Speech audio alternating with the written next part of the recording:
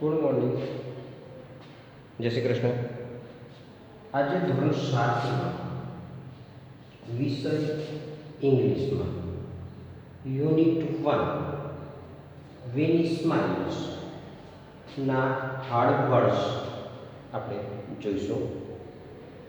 એમાં પ્રથમ બર્થડે, જન્મદિવસ, ગિફ્ટ, ભેટ, સોફ્ટ સીટ, નરમ બેઠક, રિયલ પાછળનું, વ્યૂ દ્રશ્ય, મિરર અરીસો, ફીલ પ્રાઉડ ગર્વ અનુભવો, યેલ બૂમ પાડવી ચીસ પાડવી, રિવર બેંક નદી કિનારો, એન્જોય આનંદ માણવો, યુનિક અજોડ અલગ, રાઇડ સવારી, રફ ખરબચડો, લો એન્ડ બી બોલ્ડ જુઓ તો ખરા, થ્રિલ રોમાંચિત, સ્ટ્રેન્થ તાકાત, શક્તિ મિરાકલ, જાદુ, લીફ પાંદડું, રૂપ છાપરું, ટોપ ઓફ બર્ડ્સ પક્ષીઓનું ટોળું, ડ્રીમ સ્વપ્ન, ફોરએવર હંમેશા, સ્માઇલ હસવું જેવા હાર્ડવર્ડ્સ છે એ આપણે હાર્ડવર્ડ્સ તૈયાર કરવાના, રફ નોટમાં લખવાના, બરાબર.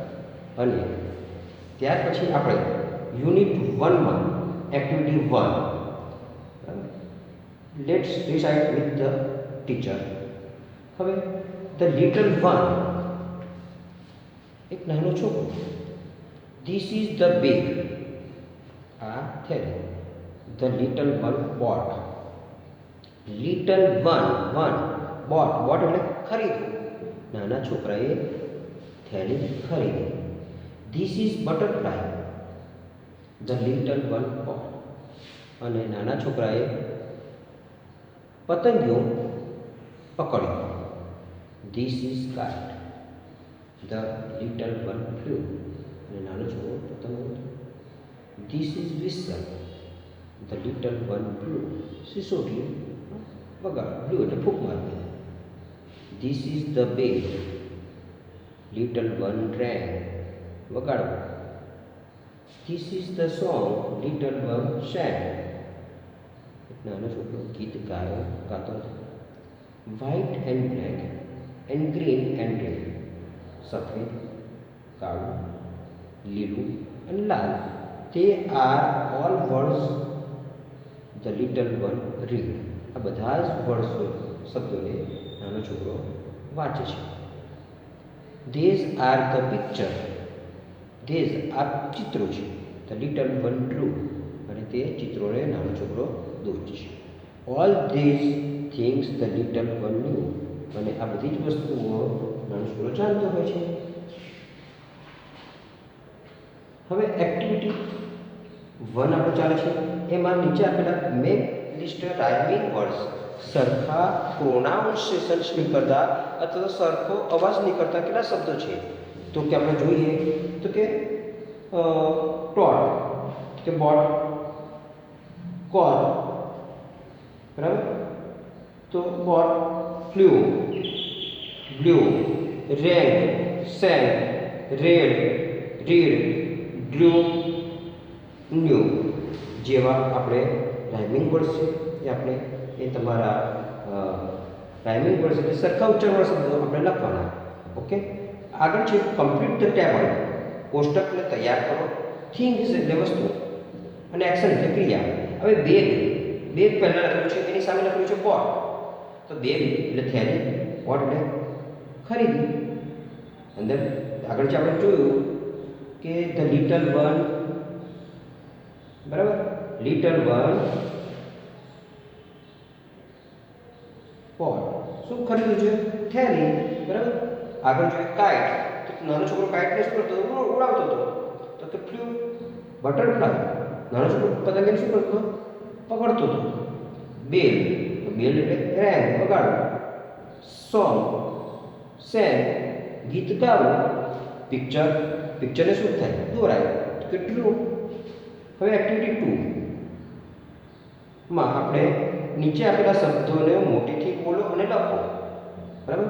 તો અહીંયા એ અને બી, અને એ અને બી બે કોષ્ટક આપેલા છે. એમાં એ અને બીની સામે બધા સાચા છે.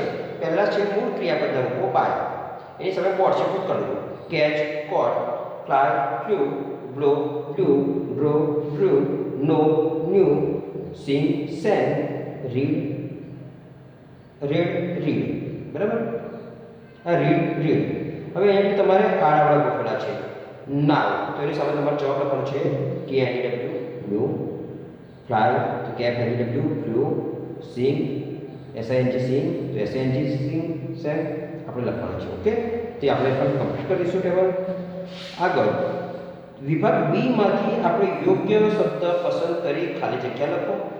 માય મધર ખાલી જગ્યા sugar from the market. Mummy ખાંડ બજારમાં કેમ જાય? લેવા જાય, ખરીદવા જાય. તો કે BUY બાય.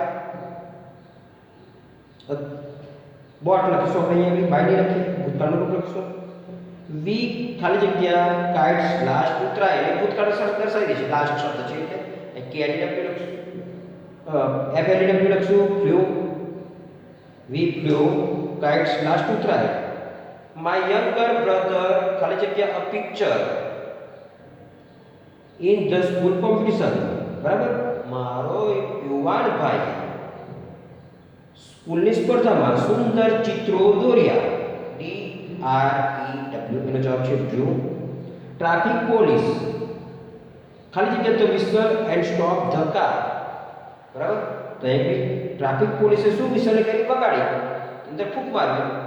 તો BLEW બ્લુ. આઈ ખાલી જગ્યા રામાયણ ટુડેઝ મોર્નિંગ. તો એ બી થશે રીડ, વાંચ્યું. માય ગ્રાન્ડફાધર ખાલી જગ્યા 4 લેંગ્વેજ. મારા પપ્પા 4 ભાષાઓ જાણતા હતા. KNEW new. ચેતેશ્વર ખાલી જગ્યા the ball at threw at the stump. CAUGHT caught. Today Sejal ખાલી જગ્યા a nice bhajan in the prayer assembly. તો અહીંયા થશે સેંગ, SNG. હવે આપણે આગળ એક્ટિવિટી અહીંયા બની જશે. એક્ટિવિટી 3 આપણે નથી લખવી, પણ આગળ એક્ટિવિટી 4 પણ નથી લખી. આપણે એક્ટિવિટી 5 પર ચાલીશું.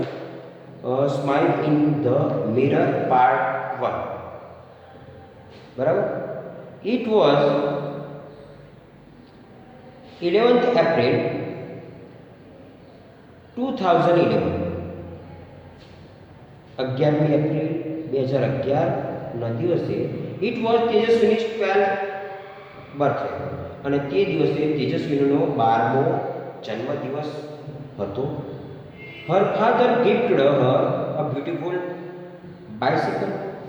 અને તેના પપ્પાએ તેને તેના જન્મદિવસે સુંદર એવી બાઇસિકલ સાયકલ ભેટ આપી. It was unique bike. Unique અજોડ, અલગ પ્રકારની બાઇક હતી. બ્લુ ઇન કલર, વાદળી કલર. સોફ્ટ સીટ, નરમ એની સીટ. લિટલ બેલ, નાનો બેલ.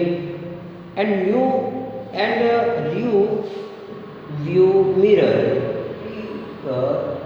વ્યૂ મિરર, પાછળનું દ્રશ્ય જોવા માટેનો અરીસો. When Tejaswini saw her bicycle. જ્યારે તેજસ્વીનીએ તેની બાઇસિકલને જોઈ. સી સેડ હો. તેણીને કહ્યું હો. She felt proud. તેને ગર્વ અનુભવ્યો. She placed her foot on left pedal. તેને પોતાનો પગ લેફ્ટ પેન્ડલની ઉપર મૂક્યો. એન્ડ એડ, અને એને ચીસ પાડી બૂમ પાડી. Here I go. હવે હું અહીંયાથી જાઉં છું. C moved faster and faster. તે ઝડપથી ચલાવે જગ્યાથી. C went to river bank. તે નદી કિનારે ગઈ. રિવર બેંક, નદી કિનારા તરફ ગઈ. C enjoyed riding the bicycle on the rough path. તેને એન્જોય, આનંદ માણ્યો, સારી પર આનંદ માણ્યો. રાઇડિંગ, સાયકલ ચલાવવાનો, પણ કઈ જગ્યાએ ગઈ? રફ પાથ, ખરાબ રસ્તા ઉપર સાયકલ ચલાવવાનો તેને આનંદ માણ્યો. She was riding at her top speed. અને તે કેવી ચલાવતી હતી? ટોપ સ્પીડ, ઝડપી, છેલ્લામાં છેલ્લી speed. Then she noticed a red button near the bell. બેલની નજીક એક નાનું લાલ બટન હતું ને, તેની તરફ તેની નજર ગઈ, ધ્યાન. What was that? અને પછી વોટ વોઝ ધેટ? પેલું શું છે તું? She pushed the button. તેને બટનને પુશ કર્યું, ધકેલું, દબાવ્યું.